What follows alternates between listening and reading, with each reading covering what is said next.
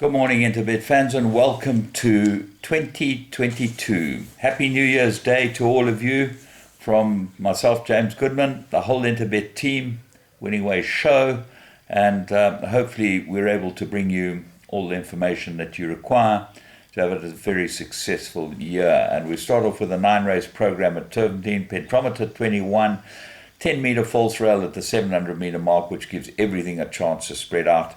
And the first race is off at 5 to 12, 11:55. It's a maiden plate, and this is 1,100 meters. 1,400 meters. My apologies. Magic Dancer scratched. So Carl Vinson is the horse that all the money's come for. Marcus was declared for this. This horse was put in the other day and was scratched, and it's got to have some ability because it's top of the betting boards. There's no comments, so we don't know anything about it. Calvin Habib gets the ride now. Naval Guard looks like the big danger. One very good run. Warren Kennedy aboard it. And I expect Naval Guard to give Carl Vincent something to think about. The draw with Carl Vincent, 11, he comes in to 9, which does help, but he could be anything. He's by dynasty out of a very good mare. Who knows? Retained by the people that bred him. It's just a very interesting puzzle. We'll have to wait and watch him go down. Race 2, maiden plate fillies and mares, 1,400 meters. And this is quite a difficult race. Pashasha now gets Gavin Larena. Caden Brewer's riding in PE. And as a result, Pashasha gets Gavin Larena. That's your favorite. 2 very good runs from the Daughter of Byword for the Roy Magnus stable. That's number 3, but no, not cut and dried. A run for Isla needed her last run, gets the blinkers on it. Look at the run before that. There was a very good run behind Savage Love, and Kamala gets back aboard her. Back from Formentera, gets a 4-kilogram claimer, but drawn wide. That's not going to help. Caruso's got some form. Does it get 1,400? And drawn wide as well, and Twice a Miracle, not a bad run last time. So quite tricky, but Pashasha might be the answer. Race 3, let's have a look at what race 3 brings us. This is a merit rated 74, and they go 2,000 meters. I made a 3-cornered contest. 2 Arium, I thought it's absolutely cherry ripe. Course of distance suited, gets Calvin, tongue tie being fitted, lots to like about it. The danger's got to be Motown Magic. Who knows how good this one is? Warren Kennedy's jumped aboard it, and I think that's a big jockey up and will go well. And Call Me Master was my original selection in the race. It was there or thereabouts. Good rider, Gavin Larena, that's number 6, should go well. But ball rolling, got to have a chance. Won well last time, the time before last, and then followed up with a good run. Cool Baikal might improve. Humble Tune, we're hoping that does well for the boys from the African Betting Clan and Dave Scott. Nicer man you won't meet, and Dave, Happy New Year to you.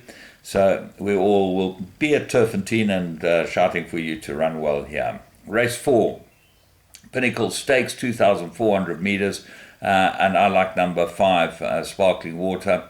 I think there's the right horse. Marching On Together is a joint favourite with it and got extremely good form, won in a common canter last time, and he's a very good horse. Marching On Together, he's been very good to me. He's won 9 races, and it's very hard for me to leave him out, but I do like Sparkling Water. Smoking Hot, I make the big danger to both of them. Gets Warren Kennedy, bottom weight. I think Smoking Hot will go extremely well here and would be the big danger. Race 5, Treat Troikas, 1,400 meters, class, Rain in Holland.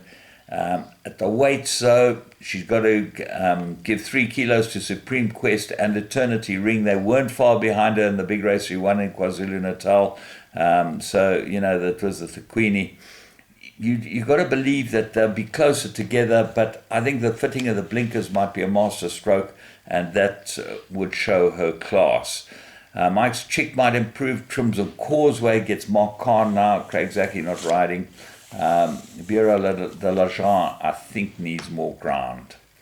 Race 6, Tony Ruffle, grade 3, 1,400. I liked Out of the Darkness here. I thought it was extremely unlucky last time. should have won. I backed the winner. I was very happy with that, and I think the winner is a very, very good horse, Litigation. In fact, he's my find for all the big classics this year. I think he's top class. 3, Prince of Fire. Kamalo gets a leg up now, won very easily last time. What's interesting is Calvin Habib wasn't given the ride back. He won in a canter last time, did the job, and Kamalo gets the ride. But Marcus was initially declared on it, but he's been injured, so Kamalo gets put on it. I would have thought Calvin would have been the choice. Maybe that will come back. Number 1, Pyromaniac. Very good form. Gavin Arena brought him to. William Robertson's your favourite. Second run after arrest, you know what I think of that. Although he is class, I do believe that the second run might catch him out. He might just run flat. Race 7, London News, and this is an 1800-metre race and always a very good race. If you go on Summer Cup form, you've got to go with Majestic Mozart. Does look like the right horse, has beat them all in the Summer Cup, but Asterix was a bit unlucky. I thought Golden Pheasant ran above himself. I thought he ran extremely well and properly prepared by Byron Portis. Johnny Hero